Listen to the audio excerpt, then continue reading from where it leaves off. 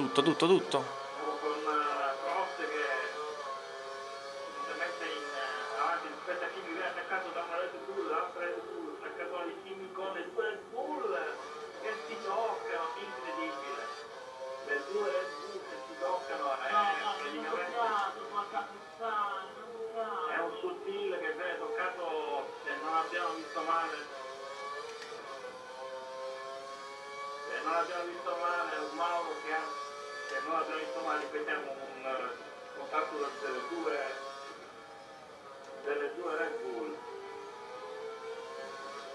Andiamo a ricapitolare, Jenson nono posto, quindi con Max 17 staccato, attenzione, staccato su Dil,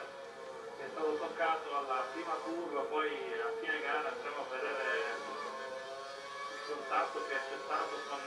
le tre vetture, una Williams e le due Red Bull. Andiamo però a vedere subito davanti con Prost, sì, pure io ce l'ho, mi sembra che sia stato Mauro, comunque forse Prost subito imprime un ritmo alla gara con Kimi che cerca di stare vicino,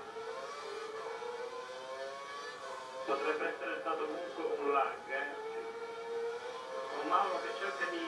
rimanere attaccato a Kimi, quindi primo giro